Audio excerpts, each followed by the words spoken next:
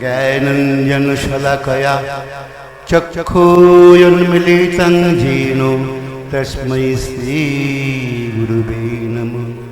গুরু ব্রহ্মা গুরু বিষ্ণু গুরুদেব মহেশ্বরম গুরুদেব পরম ব্রহ্ম তস্मै শ্রী গুরুবে নমঃ। মান্নাদে একটা সুন্দর গান লিখেছিল, কাগজে লেখো নাম কাগজ ছিঁড়ে যাবে, পাথরে লেখো নাম পাথর ক্ষয়ে যাবে, হৃদয়ে লেখো নাম সে নাম রয়ে যাবে।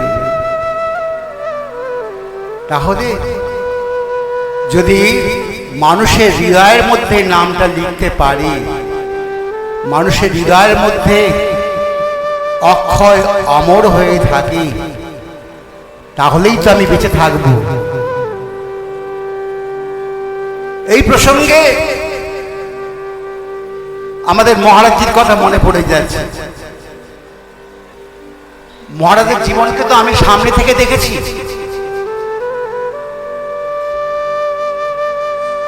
22 নম্বরের মাথায় ঘর তৈরি হলো, যেখানে এখন কালী মন্দির বটগাছ, সেখান থেকে এখানে আসা হলো, এখানের ভক্তগণের সহযোগিতায় ঘর তৈরি হলো। কিন্তু পুরনো ইতিহাস, সেই ইতিহাস তো অনেকে জানে না। যেদিন ভারতবর্ষ জাতি ভিত্তিক সাম্প্রদায়িক ভিত্তিক ভাবে ভাগ হয়ে গেল, বাংলাদেশের ছিন্নমূল মানুষজন এই ধুবুলিয়া, রানাঘাট, বিভিন্ন জায়গায় অবাঞ্ছিতের মতন বাস করতে লাগলো। তারা ছিন্নমূল, খালি হাত পায়ে আজকে আমাদের এই পশ্চিমবঙ্গে এসে হাজির হয়েছে। ঠিক সেই মুহূর্তে তাদের কি বলা হতো? তাদেরকে বলা হতো রিফিউজি। এখনো আমাদের ধুবুলিয়া ক্যাম্পে কিছু কিছু আছে যারা বৃদ্ধ হয়ে গেছে, এখনো তারা রেশন খায়, অনেকে পুনর্বাসন ছেড়ে অনেক জায়গায় চলে গেছে। আমিও কিছু কাছে বর্ধমানে যারা গেছে তাদের সঙ্গে বর্ধমান ঘুরে এসেছি, কেউ শ্যামনগর গেছে, শ্যামনগরে ঘুরে এসেছি, কেউ পিকনিক গার্ডেন গেছেন, পিকনিক গার্ডেন ঘুরে এসেছি। দেখেছি তারা কত কষ্ট করে যাতে বাস করে।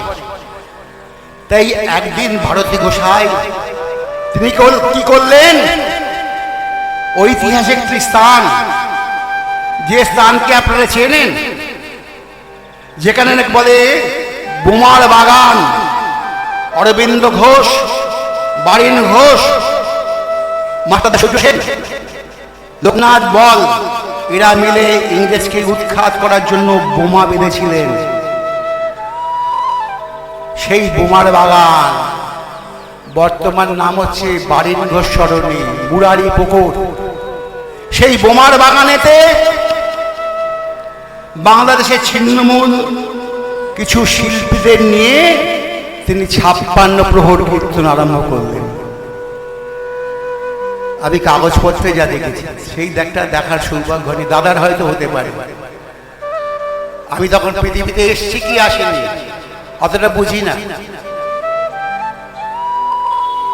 তিনি কি করলেন? 56 প্রহর হরিনাম সংকীর্তনের আয়োজন করলেন। এই বাংলার শিল্পীরা একত্রিত হলেন, একত্রিত হয়ে তারা হরিনাম করে তাদের জীবনের অশান্তি ছেড়ে আসা, কেউ যদি সম্পত্তি, বাড়ি ঘর দুয়ার সব ছেড়ে ঘুরে দিয়ে এসে খালি হাত পায়ে যদি পথে পথে ঘুরে বেড়ায়, তার মনটা কেমন হবে? একদিন তিনি কি করলেন? নিঃস্বার্থভাবে সকলকে ছাতার নিচে আনলেন। তিনি প্রচার চাননি, প্রচার চাইলে অনেক প্রচার করতে পারতেন।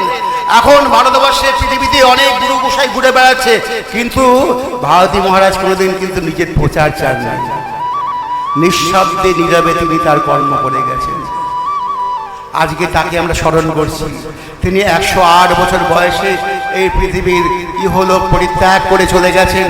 তার সেই ধরে রাখা স্মৃতিতে আমরা আজকে ইন্ধন যোগাতে পারছি। জানি না কতখানি আমরা যোগাতে পারছি, চেষ্টা করছি। আমাদের অসাধ্য সাধ আগামী প্রকল্প যারা নাকি থাকবেন, আগামী প্রজন্ম যারা থাকবেন, তারা হয়তো পূর্ণ করবেন, যদি প্রভু তাকে দিয়ে কিছু করায়। আমি করব বললে হবে না। তাই গ্রন্থে বলছে, নিজের ইচ্ছায় জীব কোটি বাঞ্ছা করে, কৃষ্ণ ইচ্ছা বিনাগ বাঞ্ছা নাহি বলে। এরকম অনেক অনেক উদাহরণ রয়েছে। ছোট্ট একটা উদাহরণ বললাম, আমি বেশি বিস্তারিত করতে চাই না। জয় গৌর সীতানাথ প্রেমানন্দে, গৌর হরি হরি বল, গৌর হরি বল।